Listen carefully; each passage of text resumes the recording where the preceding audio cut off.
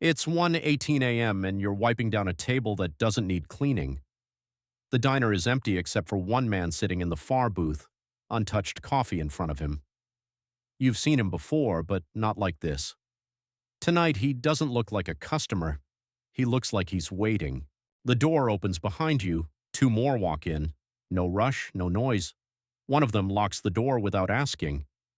Your manager freezes behind the counter. You don't, because you already understand something just shifted. The man in the booth raises his hand slightly. Not a wave, a signal. You, he says. You hesitate for half a second. That's all it takes for the one behind you to step closer. Now you're walking. Now you're sitting across from him. Now you're being measured. You run fast, he says quietly. You keep your head down. You don't talk. You don't answer.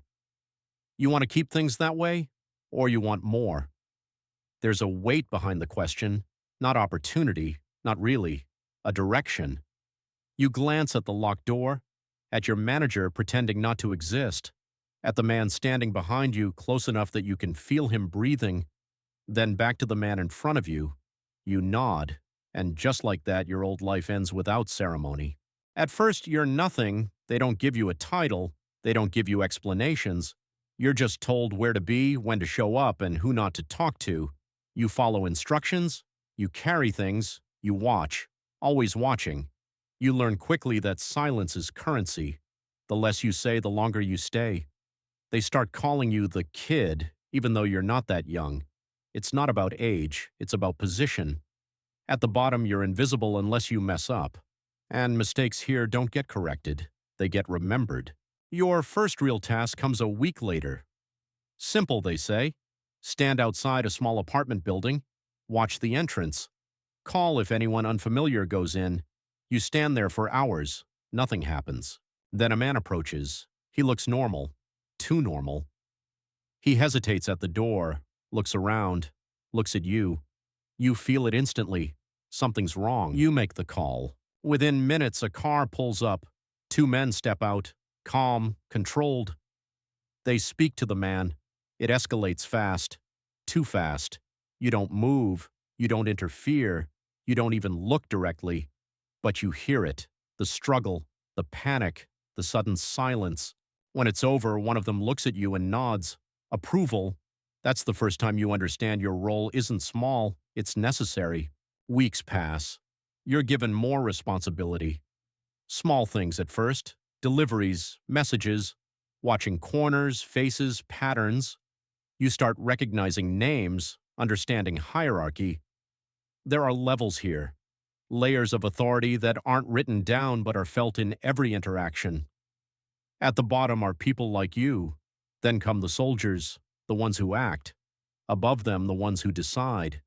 You don't ask about the top. Not yet. Your promotion isn't announced, it's implied. One night you're handed something heavier than usual, a bag. You don't ask what's inside. You're told to bring it to a specific location. No mistakes, no delays. When you arrive, you're met by someone who doesn't introduce himself. He just takes the bag, opens it slightly, and checks. Then he looks at you longer than necessary. You're moving up, he says. Not a question, a warning. Now you're closer to the center, and everything changes. You're no longer just watching, you're involved. You're told where operations happen, who runs them, what's expected. You learn about territory, about control, about how every street, every building, every corner has value and cost. You're assigned under someone they call Toro. He doesn't waste words. You follow orders, he tells you. You think when I tell you to think, you act when I tell you to act. You nod. He studies you. Loyalty is everything. You break that, you're done. You believe him. Your first time acting comes without warning. You're in a car with two others. No one explains the plan fully, just fragments, a location, a name, a time. When you arrive, your heart doesn't race. That's what surprises you. It's steady, focused. You step out when they do. You move when they move. Everything happens quickly, decisively, and when it's over, you're back in the car, driving away like nothing happened. No one speaks, you don't ask. But something inside you shifts. You crossed a line you can't uncross. And the strange part is, you don't feel lost. You feel clearer. Months turn into a year. You're no longer the kid. You have a name now, not your real one. A name they use, a name that carries weight. You give orders to those who were once like you. You see how they look at you, the same way you once looked at Toro. You understand now. Power here isn't loud. It's controlled, measured, and always tested. You start handling money, real amounts, thousands, then tens of thousands. You track it, move it, protect it. Mistakes here don't just cost you, they cost everyone. You learn to double-check everything, to trust no one completely, not even those above you, especially not those above you. The system reveals itself slowly. You realize it's not chaos, it's structure, strict, unforgiving structure. There are rules you never hear spoken but see enforced. Respect flows upward, responsibility flows downward, and pressure. Pressure exists everywhere. Toro begins involving you in decisions, small ones at first, then bigger. What would you do? He asks one night. You answer carefully, not what you think, what you know works. He watches your reasoning, not your conclusion. You're learning, he says. With influence comes risk. You start seeing cracks, internal conflicts, disagreements. Not everything is unified. Some want more control, others want stability. You're caught in the middle without choosing sides, because choosing wrong means disappearing. One night Toro doesn't show up. No explanation, no warning, just gone. The room feels different instantly. Eyes shift, voices lower. You're called into a back room by someone higher than Toro ever was. You worked under him, the man says. You nod. He made mistakes. You don't respond. You won't. It's not a suggestion, it's your new reality. You're given his position, just like that. No ceremony, no congratulations, just more weight. Now everything comes to you. Decisions, problems, consequences.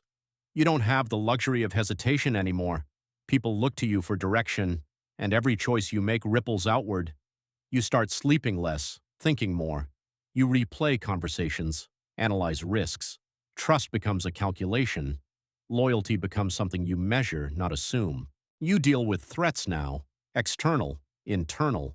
Both are equally dangerous, sometimes more. You handle situations that used to feel distant. Now they're immediate, personal. You understand why Toro was the way he was, why he trusted so little, why he spoke so carefully. Because every word here matters, every move defines you. Years pass, you don't count them anymore. Time blends together into operations, decisions, outcomes. You've built something, not from nothing, but from chaos into control. You know how the system breathes, how it reacts, how to stay ahead. But staying ahead doesn't mean staying safe. It means staying alive. You're at a level now where very few reach, not the top, but close enough to see it, and close enough to know it's not what you thought.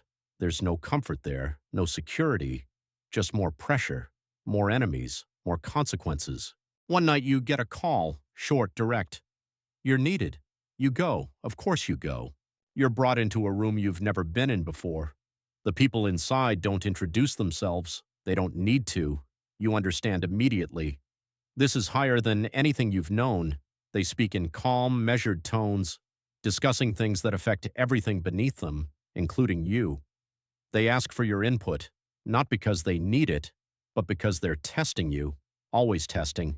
You answer carefully, strategically, not showing too much, not holding back too much. Balance is survival. When you leave that room, nothing feels the same. You're no longer just part of the system, you're part of what shapes it. And that realization doesn't bring pride, it brings weight. You think about your old life sometimes, the diner, the quiet nights, the simplicity. It feels distant, unreal, like it belonged to someone else, because in a way it did. That version of you wouldn't survive here, and this version of you wouldn't fit there. You understand now.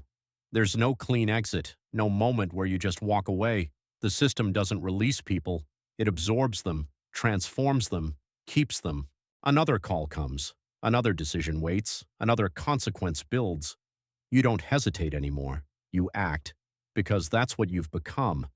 And as you sit in a room full of people waiting for your decision, you realize something quietly, without emotion. This doesn't end. Not really. It just gets heavier, and you're still climbing.